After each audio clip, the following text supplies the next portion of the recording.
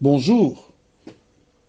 Tu sais que je réserve toujours le meilleur pour la fin. Rappelle-toi, nous avons vu hier dans Acte 5, verset 17, et je te lis le verset 21 que ce matin. C'est pour mieux comprendre 22 et 23. Ayant entendu cela, ils entrèrent dès le matin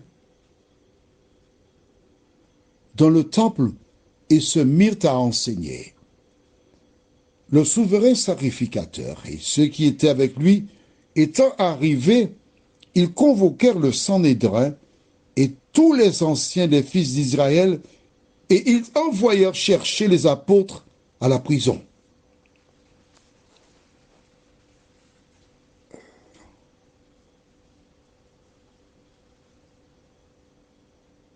Que s'est-il passé?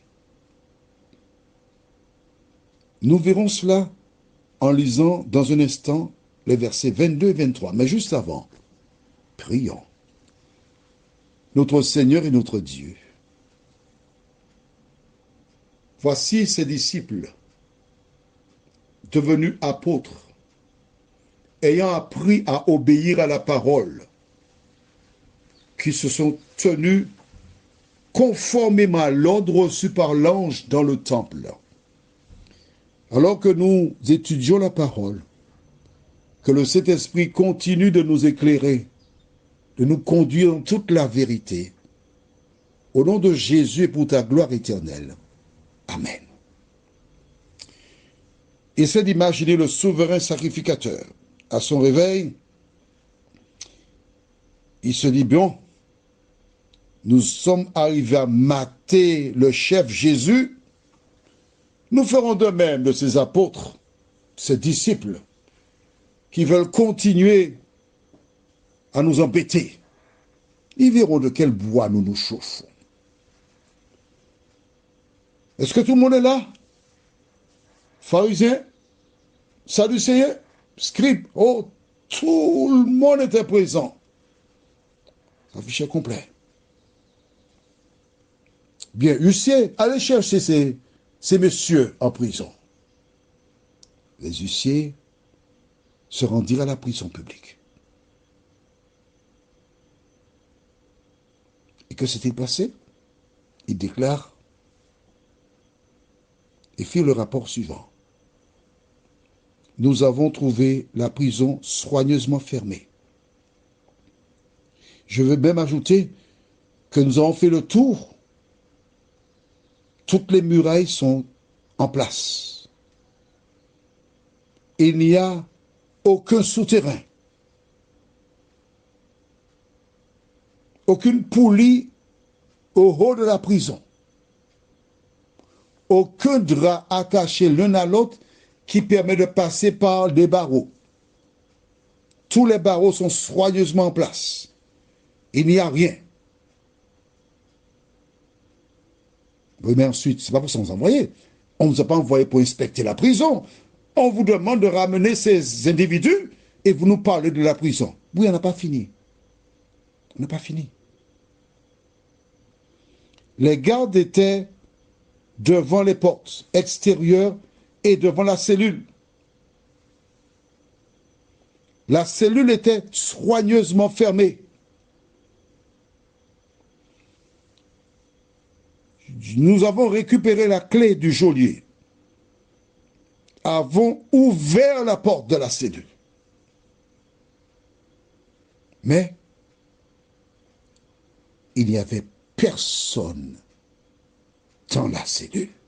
Oh là là là là là là là là là là. Ah! Les gens se regardaient. C'est pas vrai, c'est pas possible. Mais qu'est-ce qui s'est passé? Qu'est-ce qui se passe là?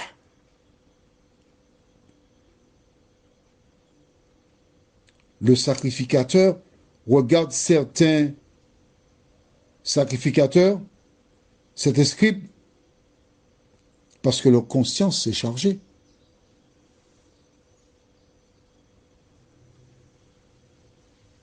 Pendant quelques minutes, ils visitent à nouveau l'histoire.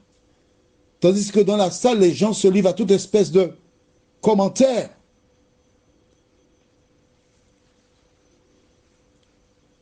les sacrificateurs qui connaissent la vérité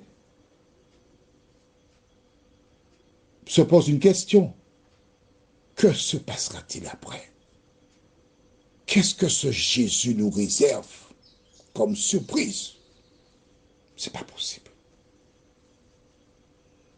Il y a les gardes devant la prison, devant la cellule. Aucune infraction.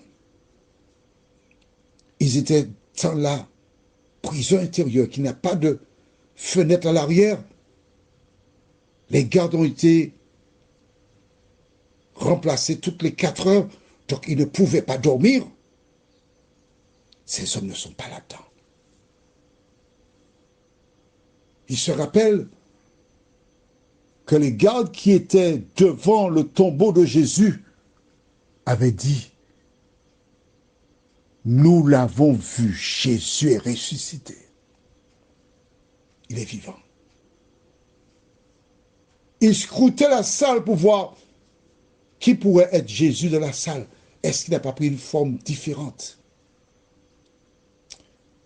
Vois-tu, ces personnes qui étaient dans l'opposition souffraient énormément. Parce qu'ils avaient peur.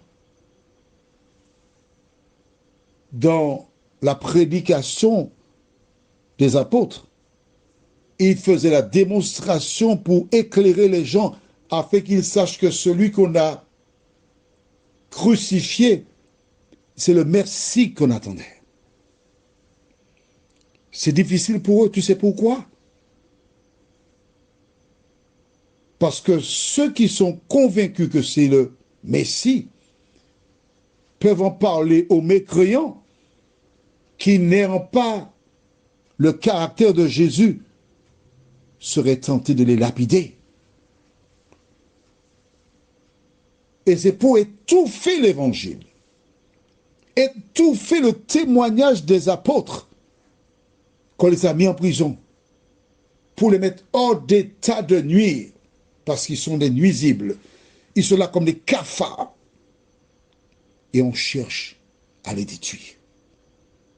Mais mon ami, tu découvres à travers ce récit